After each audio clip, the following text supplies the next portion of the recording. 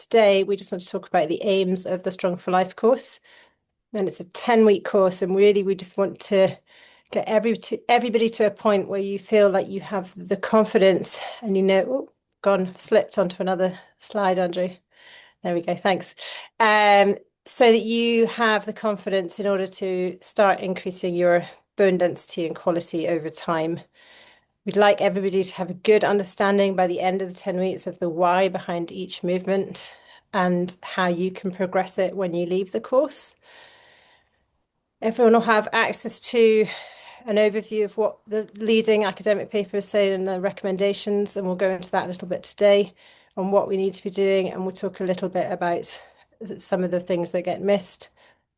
And then latterly, once you've built that confidence and those foundations, we'd like you to have a good understanding of how these skills that you build on the course are useful for everyday life and really have a clear roadmap so that you can continue to progress over the 10 weeks. And ultimately, we want to do that without overwhelming you. So next slide, please, Andrew. This we just keep in at the front because it's a nice thing to think about as we age into the shape of our habits. So everything that we do today goes into this kind of movement bank account for later. So we can build up the skills and confidence now. It kind of ties everything together and makes everything easier and more opportunities available to you for longer. If you go on to the next slide, please. Okay, just a little blurb on us and how we kind of divide up the course. So I'm the director of Wild Strong. I do all of the operations and organizing of things. I guess my skill set is in communication, so particularly on how we can communicate quite complex messages. And then Andrew is our head coach.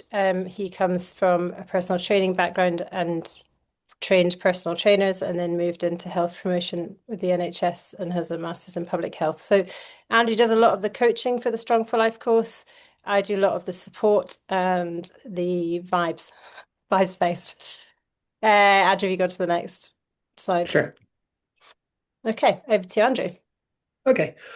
Cool. So I just want to talk a little bit about the course, and this course has evolved in that we've developed it over time. We've presented it a few times now, but the biggest thing that I want to really talk about is how we develop the course. And the course, this Strong for Life course, is specifically about building strength and bone density over time. So the good thing about developing a course like this is there is a great body of evidence. It's very well researched, and even though we knew a lot about this sort of stuff 10, 15 years ago, in the last 5 years, we've had some really excellent longitudinal studies come out, some really good interventions. And it's one of these things that sometimes I'm wary of sounding overly confident when I talk about the evidence and data behind stuff. But we know that progressive strength training, resistance training, um, is really, really good for building bone density, helping to prevent osteoporosis or osteopenia or reversing it for certain people. So we know that we have this great body of evidence. And the question is, how do we take all this evidence that we know and translate into something that is actionable and digestible for regular people? And we'll talk about that a little bit because I think anyone who's on this call right now or anyone who's ever been on the internet knows that the issue is never that there's too little information. It's always that there's loads and loads and loads of information. How do you make sense of it all? How do you cut the signal from the noise?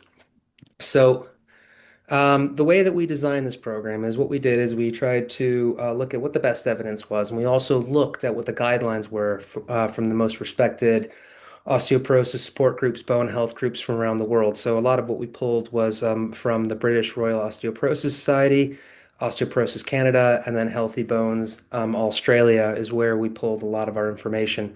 So we looked at all the major evidence-based recommendations, and what we tried to do is we tried to synthesize it into something that was manageable and digestible, but also something that was interesting and something that felt empowering, something that felt accessible to everybody, and something that you could do for the rest of your life. The real goal with this program is to give you the tools and skills and confidence so you can take what you've learned in this and you can use this for the rest of your life. This could be, if you want it to be, it could be the only strength training program you need.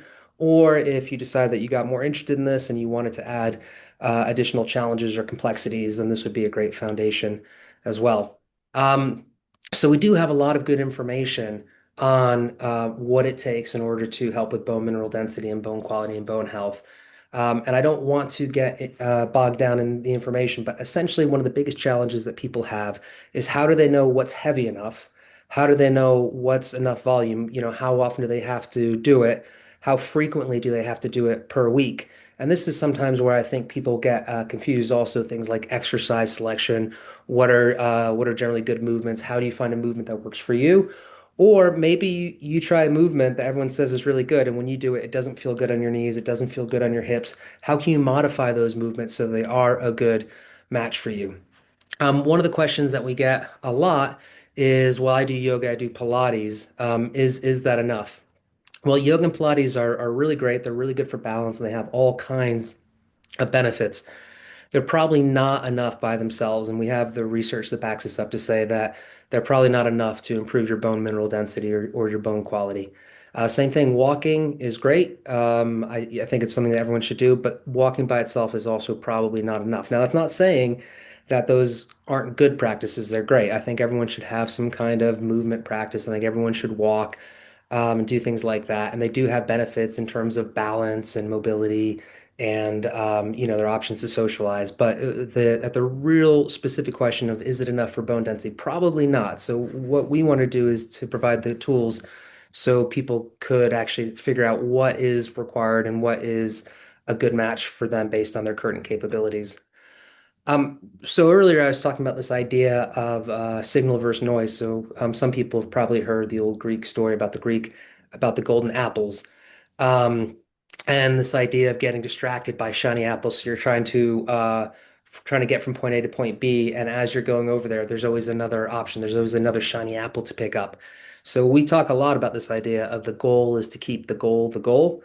Always go back to your why. And the why, when we develop this course, is to develop a simple, realistic strength training that's effective and something that is useful for building strength and bone density. And that was it. And the hardest part, in a way, of developing this program was to cut out all the other things that weren't relevant. So earlier I was saying if you spend time on the internet, there's always something else to worry about. There's always something like, oh, should I be doing ice baths? Should I be doing high intensity interval training? Should I be doing forest bathing? Should I be doing tempo training? Am I getting my 10,000 steps a day?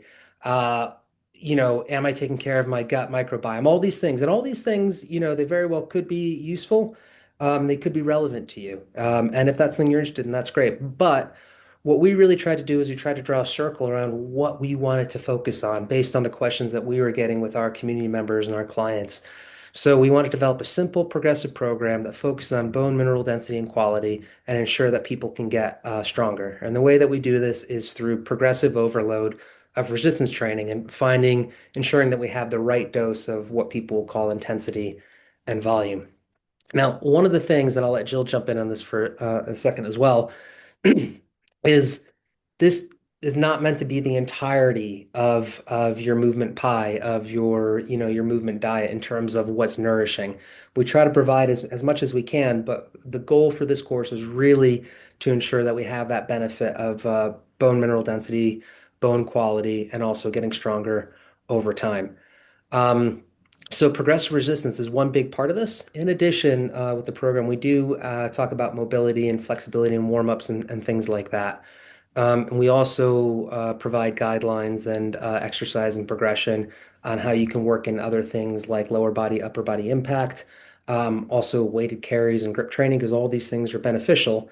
But that is just really one part of it. And Jill, you can jump in as well. But one of the things we want to make clear to people, if you enjoy doing yoga, that's great. If you enjoy gardening, that's great. If you play pickleball, like I do, that's excellent. We wanted to design something that didn't feel overwhelming, that could fit into your life as you're already living it. We don't want to take away from the other activities. You don't need to be a gym bunny or a gym bro or someone that makes it your entire personality. We wanted to make sure we could design a program that you could do from your home without any special implements and something that you can make long-term progress on.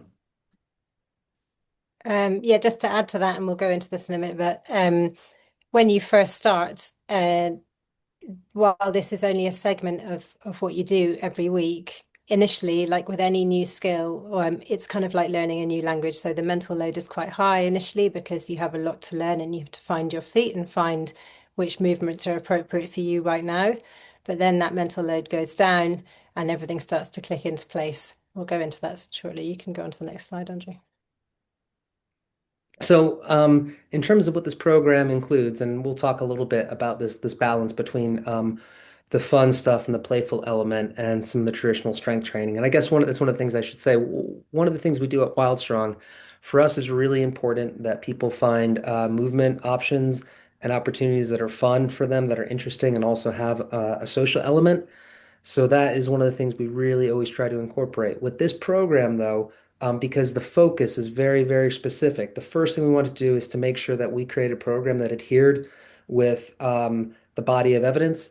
And then over time, we can build in those other aspects that I think are really important. So, what does this program look like? Well, it's a strength program that includes all the major muscle groups.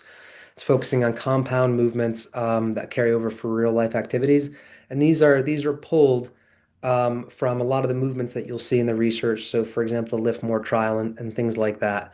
One of the real important factors is that we include this idea of progressive resistance training. So that is making sure that we have clear progress. We have a way of getting stronger over time. That's really going to be the key to the efficacy, to the effectiveness of this program, and also impact training. And both of them are important. You may have seen our previous webinar we did a few weeks ago on impact training. And the progressive resistance training is a really big part of building up bone quality, but then also impact training is another part of that. So some version of whether it's things like marching or jumping or heel drops, things like that, and how you can incorporate those.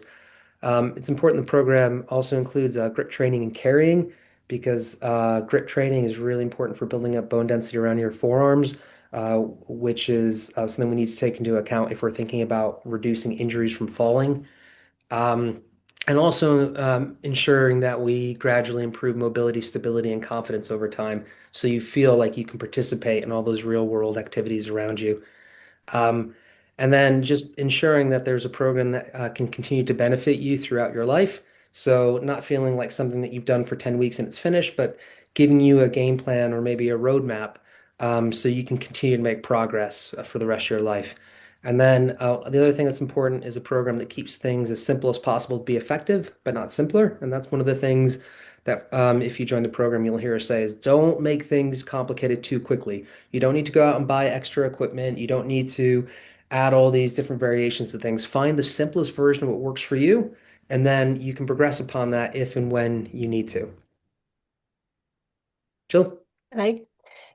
So, what does this look like?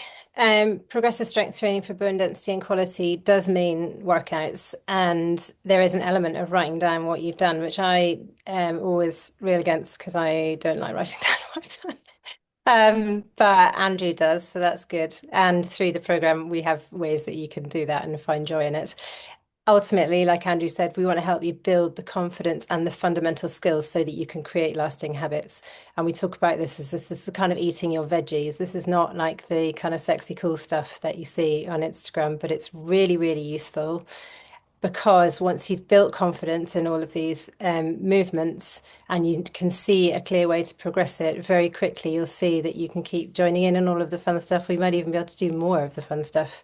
So we start with the progressive strength training, and the whole program is about that, but we don't really get into the kind of everyday movement, natural movement, play stuff, which is our kind of bread and butter generally until the latter part of this course, because we want to spend time making sure that you've really found your feet and making sure that you feel confident in the movements and that you can progress over time. So the guest experts of Shelby and Erin come in the later weeks so that you've had time to kind of build this baseline. If you can go on to the next. Yeah, I was just going to jump in and build on that. Just saying that really the way we develop this is we want to give opportunities for you to build your skills and your confidence so that you can make your own decisions within time.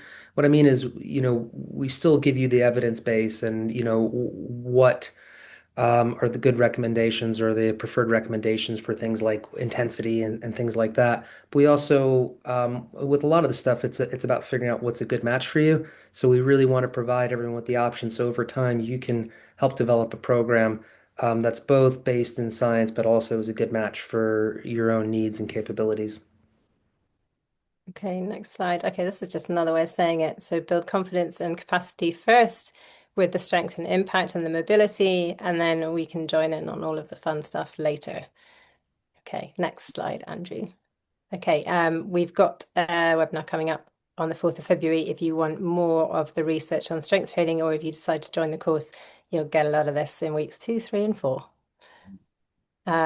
Okay, so the aims of today's call are to lay out what happens in the next 10 weeks, what all of the pieces look like, and to answer your questions, and hopefully to leave you feeling excited rather than overwhelmed. Next slide, please, Andrew. These are the course materials. Here we've got our number one is our circle community. So that's a bit like a kind of Facebook that's not owned by Zuckerberg. We've got weekly calls. These are on Tuesday at 8 p.m. UK time. These are recorded, so if you can't make them, you'll always be able to access the recording. But these are really nice as we start to roll out the course because it means any questions that come up through the week you might post in the online community and then we answer them in person, or you want to discuss them on the call. And then you've got movement videos for each movement, and we'll go into what those movements look like in a minute. But for every movement, there will be multiple options so that you will be able to find a starting point for you right now. We've got the workout videos when you're ready for them. We've got accountability workouts. That's a picture of me in the driving range on Zoom. We're still doing these, so you still have access to those after the course with the alumni. We've currently got 3 going weekly, and we'll do a poll for the timings, but they're just a nice time to turn up. I find doing particularly this progressive strength training on my own sort of impossible, and I need everybody to be turning up. The timing doesn't work for everyone. Some people are really happy to do workouts on their own, and to you, I say, well done. I am not one of them. Then we've got lots of supplementary videos where we go into questions that come up, and you'll have recordings. And then we have our guest experts with Sharon and Shelby and Erin, who come from a strength and parkour background. So they're looking much more on play and natural movement and how you can incorporate these skills that you've built into everyday life and just have a nice time with it. And then at the end of the course, you'll get the whole manual with all of the course links, but you maintain access to all of the course for as long as you would like it. Okay, if you go on to the next slide. This is how each week goes, and I just want you to note these down, and we will go over this every week or the first few weeks. But these are notes that are nice to have in front of you, maybe on a post-it as we go through the course. There will be movement options that you can do right now, regardless of your limitations. There will be options that work for you. They might look very different to what somebody else is doing. That is completely fine. Everybody learns at a different pace. So the first few weeks, if you've never done this before, the first few weeks is just going to be you finding the movement option that works for you. Some people will just fly out of the gate because maybe they've done it before or they process information really quickly and they will get going straight away into the workouts. I'd say if you've never done this before, you can use the entire 10 weeks to find your feet, start the workout, and then ask us as many questions as you want in that 10-week period so that you feel that at the end of the 10 weeks, you've got a really good picture of what it looks like going forwards. If you've only ended up starting doing the workouts by week 8, but you really understand what you're doing, I'd say that's a win. So we're going to move through this at different paces, and that's completely fine. And for most people, this is a completely new skill and a completely new language. If you haven't done progressive strength training and impact training before, it's going to take time. So if we go on to the next slide. Yeah, I was just going to jump in on this one and just sort of talk about the resources as well. One of the best resources, and one of the things that in the previous cohort people talked about a lot is just how nice it is also to move with a group of like-minded people So what I mean is, I think last time we capped it at 30 people, but a big part of all the weekly meetups is going to be, talking to people. You've got the online message boards and things like that because it's really important to realize that you're not alone. And if you have a question, other people have questions. So it is, I think, really helpful to spend some time and talk to people who have the same concerns and have been thinking about the same things. And I think that really creates an important support network, which is one of the biggest benefits of doing this sort of mixed group class. Yeah, that's a good point. So this is roughly what the weeks look like. Weeks 1 to 3 are laying the foundations. This is kind of where you're finding your feet with the movement option that works for you. As I say, some people will start earlier with working out. Other people will spend as many weeks as you need really to make sure that you've found an option in each movement category that works for you.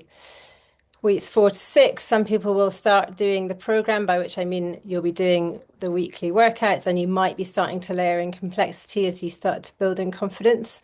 Again, this is all very much individual timelines. This is really just a kind of overview. Week 7 to 8, this is when we have the guest experts, so Shelby and Erin, where we can start looking at how to sort of incorporate this more widely and use play and natural movement.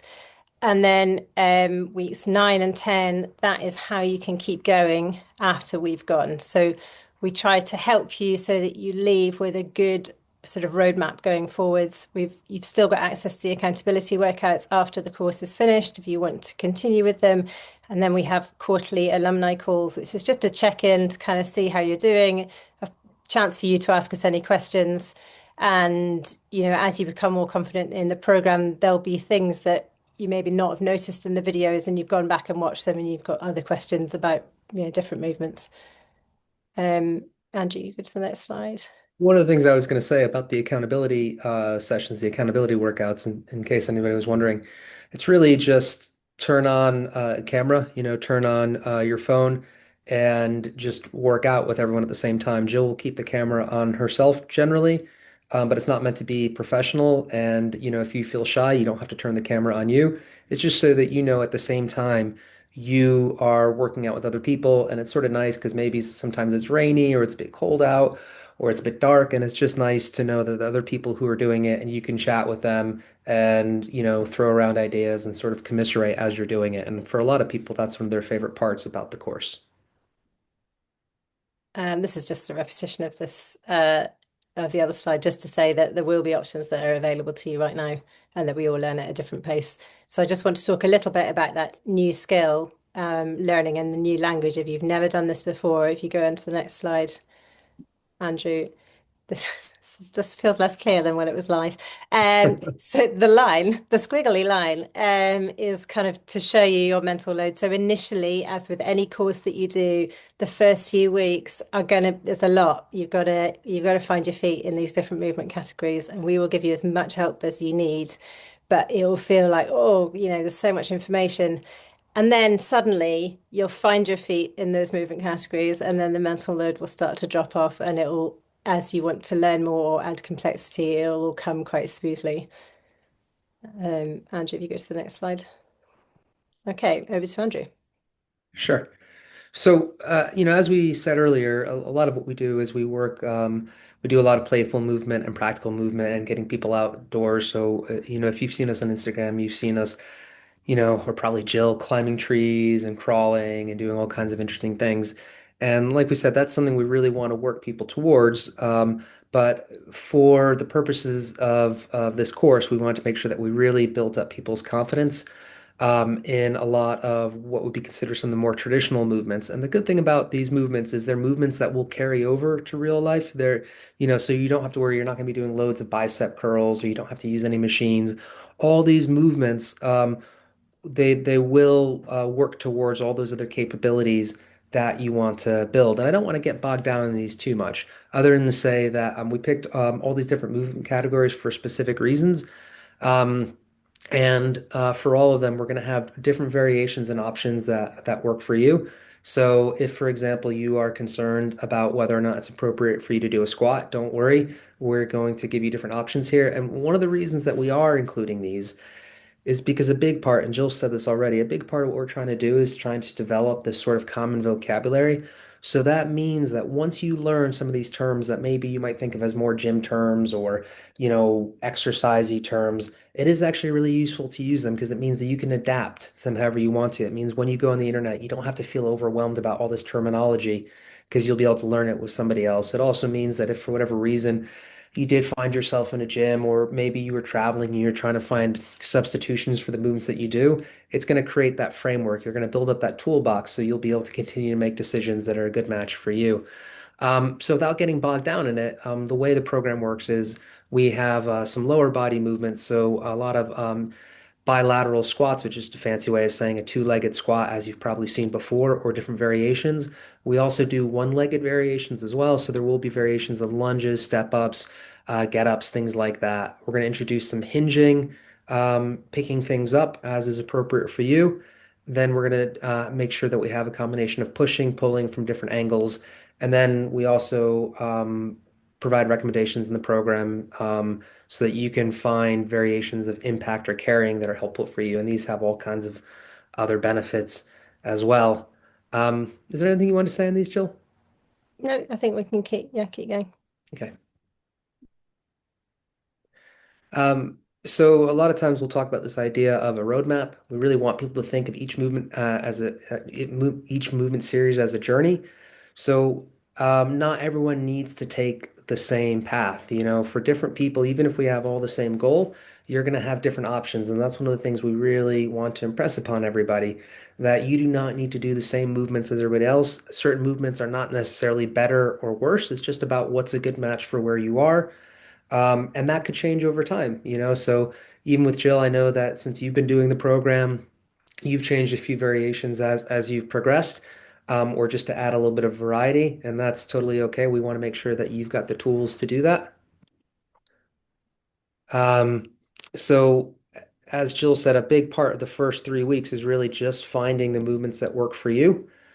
So that is sort of the part of the course that sometimes people feel a little bit overwhelmed because they have all these options. And it can feel like a lot. But the great thing about this is once you start doing it, it's actually not overwhelming. What we find sometimes is it's easy to get caught in that analysis paralysis where you try to think, oh, what's a good match for me? Or is this right? Or is this right? You'll hear us say it 100 times in the course. Don't worry, start off with the simplest variation. And then if you want to add complexity over time, you can. So that's one of the things we do when we have all the different progression trees for these movements. We always have a simple version that you can do right now.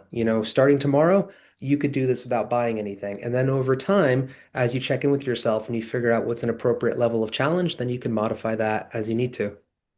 And as we said, everyone's different. So people are going to have different experience, different preferences. Maybe you'll have a different history of injury or illness. That's okay. We'll try to work with you. Um, are there other barriers like maybe balance, confidence, or mobility or flexibility? Again, we'll try to work with you. Um, and then, if you are someone who's already been diagnosed with osteoporosis or osteopenia, that's fine as well. We'll talk about what modifications you can make so that they're still appropriate. And then just other things like do you currently have an injury or are there any movements that are contraindicated, movements that for whatever reason aren't good match for you right now. So again, we'll try to give you the tools to ensure that you can find something that you can progress. Um, you've heard me say this already, but in terms of where to start as simple as possible. A big part of the program is helping people find out what is a good level of challenge for them. So there's a fancy word called autoregulation, which is a style of exercise where you get feedback based on how you do. But really, it's just sort of checking in with yourself. Every single time you do an exercise session, you have an opportunity to check in with yourself and see what your body's capable of doing. And then based upon that, you can use that to inform your future plans. So when people hear this word autoregulation, it sounds quite technical, but actually it doesn't need to be. It's just what are you capable of and how can we modify that? And it just always gives you the opportunity to check in with yourself, see how you're doing. And also just listen to your body. The thing about this program is it is challenging, but it's meant to be at a level of challenge that shouldn't we don't want to be burning out from this program. The level of intensity is something that I think is very moderate. And again, I said it's designed to ensure long-term progress without feeling like you're doing too much. Um, do we need to get into these, Jill? No, I think that's okay. I think the Yeah. main point is that there are options and that we can work up from there. And these are the resources again that you'll have. We can skip that because I already said that. Okay. So once you've built the confidence in the movements, and that's normally weeks 1 to 3, depending on how fast a learner you are, if you've ever done this before, then we can start the program, and the program by which we mean the workouts. So we're aiming for 2 to 3 workouts a week, and once you've kind of found your feet, that takes roughly 40 minutes a session. This program is designed so you can keep doing it forever if you wanted to. And by the time you leave, you'll have a really good understanding of how you can progress afterwards. And again, like I said, after the 10 weeks, you've still got the accountability workouts and the alumni calls. So if you kind of feel like you found your feet and you want to check in with us, we will still be here after the course. You got anything to add on that, Andrew? Um, no, I guess the other thing is just what I was talking about earlier. Because of the way that we have the circle group set up, we do find a lot of people, they do make friendships, and some people have met in real life to do the workouts together to support each other in person, which I think is really nice. And it's just really good to hear how much the previous group kind of gelled together and how many friendships were made. So it's one of those things that's hard to quantify, but I think is really important as well. Equipment. So we have a lot of suggestions and videos, but we really suggest that you start with what you have. And that if you feel you need to buy things as you go, we'll help you work out what's a good option for you. And you can ask us lots of questions. But ultimately, we want to build confidence in the movements first before you start adding things to your house. Okay, so these are some questions that came up this week in the survey, and we'll go through these and then we'll open it up to you guys to ask any other things that you feel like you'd like to know. Okay. Do you want to do these, Um, Andrew? sure. So I know there's a few people in the group call, and also in the previous cohort who have already been diagnosed with low bone mineral density, either osteopenia or osteoporosis. So just letting people know this program has been developed in line with recommendations made by major osteoporosis support groups. The big thing here, and you'll hear me say this all the time, it's just about graded exposure and long-term progression. So not trying to do too much too quickly, not overwhelming yourself. Almost think about like sort of wading in to the water in a beach. You're not jumping off a cliff. You're gradually working in at a pace that is good for you. We do know that there's really robust evidence that strength training is beneficial for long-term bone health. It's really one of the most important interventions that people can do. Um, and it's always amazing to talk to people who start progressive strength training, and some of either the maintenance that they're able to achieve, or in some case really dramatic reversals. And I don't want to promise anything, but I know quite a few people who I've spoken to in the last few years who just started strength training, and it was amazing how much of their low bone density scores they were actually able to reverse. But the key is not to overdo it, and also listen to your body. We don't want anyone to be in a position where they're doing movements that make them feel uncomfortable or unsafe, which is one of the reasons why we have so many options. So we just really want to let people know that we will work with you if that is something you're concerned about. And Um, depending, I was just going to get back on that, Andrew, and depending on your DEXA scan, there will be some movements that you might need to modify that aren't appropriate if you already have osteoporosis, and we can help you modify those and kind of understand what the limits might be and help you kind of build a plan around that. Yeah, and help develop, yeah, exactly, rules of thumb for what are movements that will be a good match for you. We did have some questions about knee and hip replacements, and this is quite an interesting one. I'll talk about it again at the end of the talk as well. But with a lot of these issues, the answer is always going to be some variation on taking your time, graded exposure, finding the right dose, volume, intensity, and movement selection for you. So it's interesting because even if you talk to surgeons who've done full knee replacements and joint replacements, they'll even say the same thing. See how it feels. We know that strength training is beneficial. We do know there are extra considerations about impact training if you have had joint replacement, especially knee replacement, and this is one of the things we can talk about.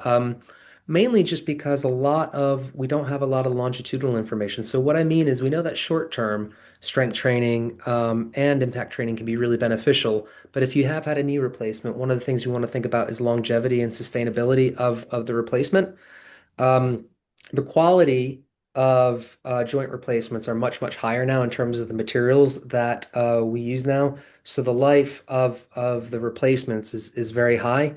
But one of the universal recommendations is it's really best to maintain movement as much as you can because that's going to have such a protective effect. So most major physio and orthopedic organizations will say that you should get back to exercise really, honestly, as soon as possible because it's one of the best predictors of recovery, especially recovering range of motion and strength and balance and things like that. But the one thing that we do want to be mindful of is how we reintegrate impact back in and what's a good amount. So again, it's about progressive introduction and graded exposure, and there are lots of ways where you can reincorporate certain kinds of impact training that will be a good match. You just want to make sure, as always, that you don't overdo it. Um, Another question we have is about arthritis. And again, you're going to find a similarity here.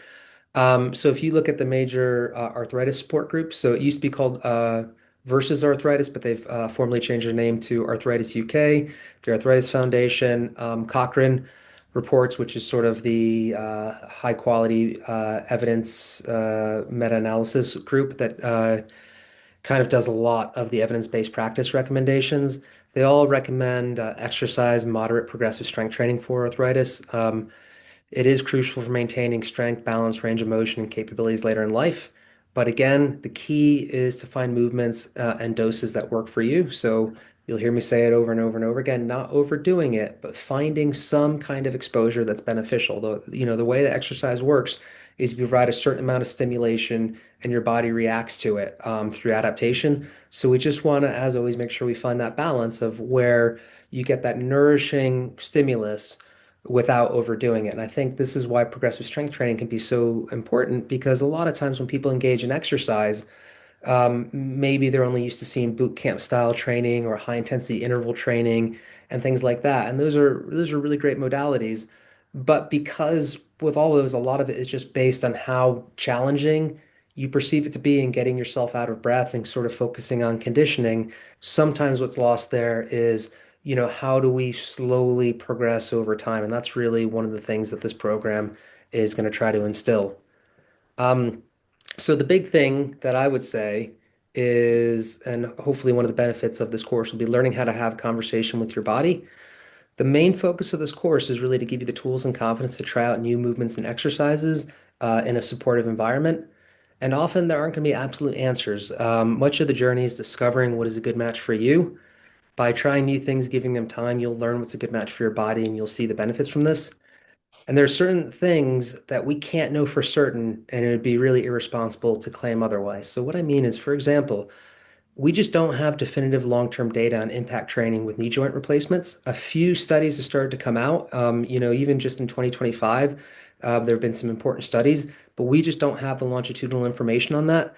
So it would be irresponsible to give an absolute answer. But what we can say, and if you talk to most surgeons, they'll say, well, start laying it back in, see if it's a good match for you, listen to your body, and try to find some sort of option that allows you to continue doing the things that you love. And that's really what the goal of this is to give you options so you can continue living a life that's meaningful for you.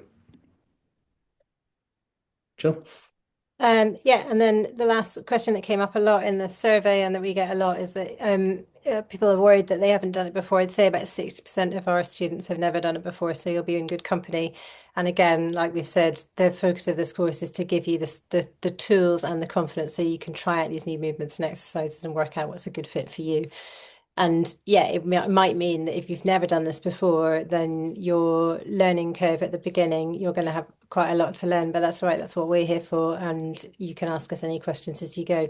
How fast or slow you move through this course is really kind of, it doesn't really matter as long as we feel like by the end of it, you've kind of got a sense of what you're capable of now and how to build in progression and how to do it in a way that works for you, then we're happy. It might be that some people start working out straight off on week one, but I'd say that most don't. And really, we just want to spend a long time on building up your confidence first so that you feel completely ready while we're here to ask all of the questions as you go through that. On you go, Yeah, Andrew. one of Oh, the things sorry. I'd add to that is also it's really important to understand the why you're doing something. So one of the things we really try to communicate as well is why these movements have been selected and why they're meaningful. We don't want anyone to be in a position where they just feel like they're doing these arbitrary movements and they're not really sure. It shouldn't be just because we've told you to do it. A big part of the course is sort of developing a sense of your why rather than just feeling like these are a bunch of random movements that somebody told you to do just because. We don't want anyone to leave with that sort of experience.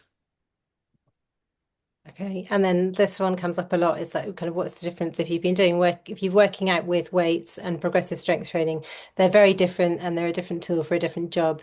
Both are good, but if you're for your bones, for the bone density and quality, we know that you need progressive strength training, which is generally much slower with lower repetitions and more rest. It is a different style of working out, and if you haven't done it before, it might feel a little bit different. But if you come to the accountability sessions, it could be nice and chatty. I quite like the progressive strength training because there's a lot of room for chat because there's a lot of rest. That's it, Andrew.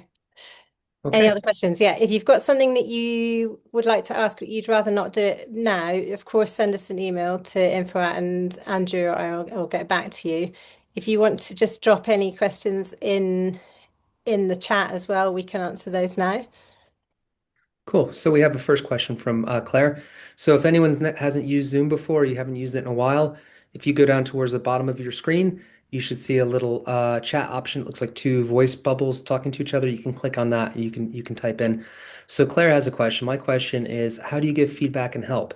Do you look at us on video or is it all text-based? And Jill, you can answer that one. Um, so once we get to week 4, we start doing personalized feedback. So we ask you to send in videos of each movement, but we really want everyone, Andrew, can you put the slides back up a sec? Oh, We sure. really want everyone to be up and confident with your movement before you start adding in weight and complexity. And then we get you to send us in videos per movement and we give you personalized feedback for each movement. Is there a slide you need specifically? Yeah, just the next one, but we'll go into it in a sec. So just keep that one up for a sec. Okay. Um, I think and then for week by week, Claire, generally people send in questions in the Circle community during the week, and then we make sure that we pick them up in person on the Tuesday call. Equally, you can ask us on Tuesday if you haven't had time to submit questions during the week. Andrew, you got anything to add to that? No, I guess there's a bit of opportunity during the accountability during the group workouts as well, up to a point where you can sort of ask questions. But sometimes in the heat of the moment, it can be hard. So yeah, we've got those other options.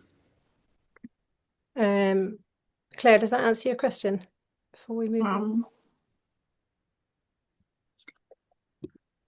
Um, I've got a question from Patricia. Andrew, Okay. can you see the chat? I've got she's got Yeah, arthritis of can the I finger. stop sharing slides because it just it affects how I can do everything else. Okay, sure. We need to go Okay. back to it in a second though. Okay, that's fine. Just with the dual hosting, it means I don't have a lot of options. Okay, Patricia, I have bad arthritis in finger joints. How does this fit in with grip training? I'd really like to work on that.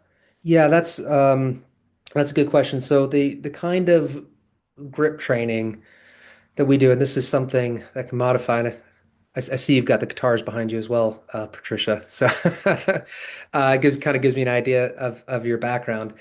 Um, there's different levels of complexity that people can do with grip training. So for you, you might have additional needs. You know, if you have a big background in music, then it probably means that you're going to have more specific needs on how to work with that. So what I mean is for a lot of people, we're going to be working on grasping strength like this. But for you, because your grasping strength is going to be quite good, and you're probably going to have very good developed flexion muscles here. What we see a lot is for people who have a big background in guitar or climbing or a bunch of things where you have that develop that hand strength, actually probably An additional thing that would be good for you would be the extension strength. So I don't know if you've ever seen the rubber band trick that people do sometimes. Okay, don't worry, I can show it to you. But essentially, that there are ways you can work on your extensors as well. What we do for the grip training is we do a lot of carries, often with quite a fat grip. So sometimes we'll tie a towel around something. And the reason that we do the grip training that style specifically is because it's one of the best ways to develop bone density in your distal radius. So one of the main injury sites when people fall is right around here. So we really want to build this up. So that's why we build up the grip strength and the muscles around here because there's a good correlation between that. Um, but if you did find that certain kinds of grip training were a bad match for what you needed, then we could definitely work with you on that. But if you just want to look online, if you look up farmers carries and suitcase carries, there's all different kinds of examples how you can do that. And usually, if you don't want to buy anything fancy, you can either just use a bag or you could use a bucket. We do quite a lot. The other one is if you live rurally, if you can get any of those big sort of liquid containers, they go up to about 20 or 30 kilos. Any of those are going to be really, really good. And it's really simple. You just hold on to something and you just walk with it. And you want it to be of an appropriate weight and thickness of grip so that after about 10, 15 meters, your grip starts to go.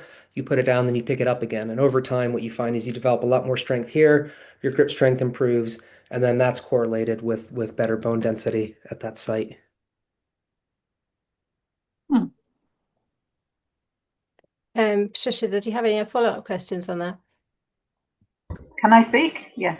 Yeah, of No, course, that yeah. was really, really helpful. Yeah, no, my arthritis is in the tops of my fingers, so the guitar playing has gone.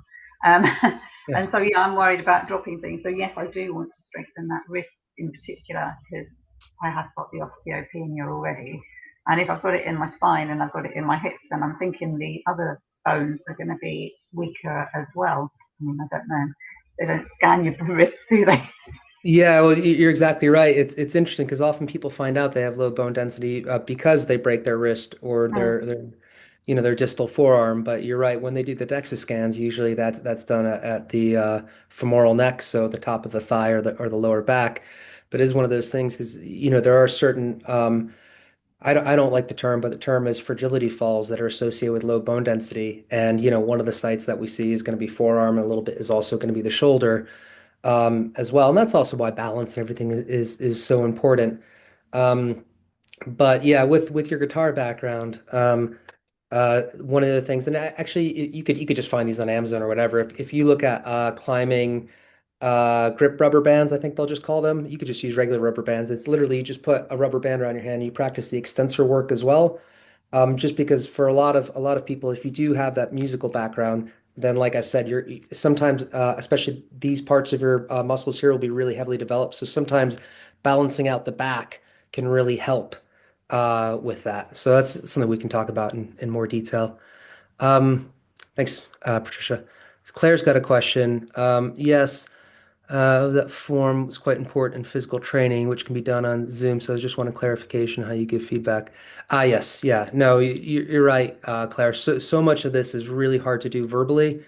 Um, so having access to like videos and feedback and things like that are really important. And we try to in all the videos that we provide, they're sort of done in the style.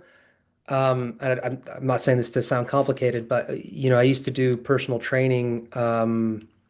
Certifications and training for people to be trainers. So we've done these in the style that we would give people trained to become personal trainers. So you kind of have a lot of the knowledge and the nuances in these movements, not thrown at you all at once, but the series of videos that we give for the progressions, we really try to talk about what are called points of performance and different things that you can look out for. We really try to focus on providing cues or other kind of tactile tips.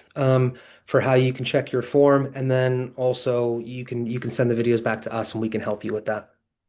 Yeah, so for the movement assessment, we ask everyone to use the Circle platform and you just send us a private message with a video for each movement from the front and from the side, and then we'll give you feedback. But generally, we wait until you feel like you've found your feet first, because obviously the first few weeks, like I'm saying, depending on where you're starting, we really just want to make sure that you've got confidence in the movement, and then you can, when you feel good, you can submit those and we'll go from there. Did anyone have any other questions? Andrew, if you want to put the Sure. slides back on. As I said, if you've Mhm. got things that you don't feel comfortable asking on the group call, of course, just send us an email and we'll get back to you. Here's the email address again. If you go to the next slide. Okay, there we go. That's it. That's my last bit. Right. So yeah, like I said, there will be a starting point for you that you can start on right now, and everybody's journey is going to look really different. But there is always a way in and a way that you can start to progress, and that's a promise from us. If you go to the next slide, Andrew, and these are kind of next steps for you, you can either you can join our next cohort, which starts on the 24th of February. It's a very nice group to be part of. It is half full already, and we are capping it. So if you are keen, you can sign up sort of in the next few days.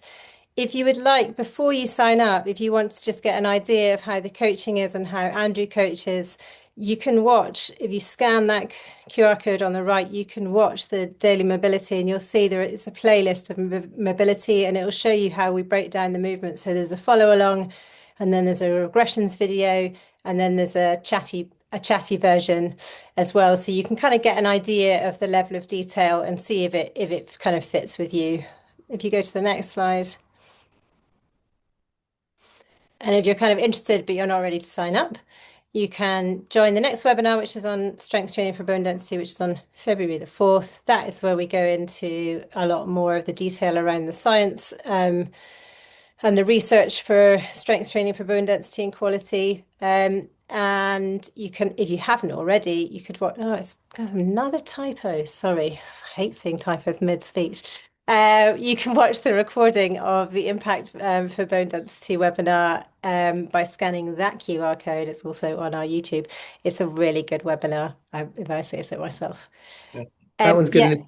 the Patricia, yes, the email is .co. I know it's confusing.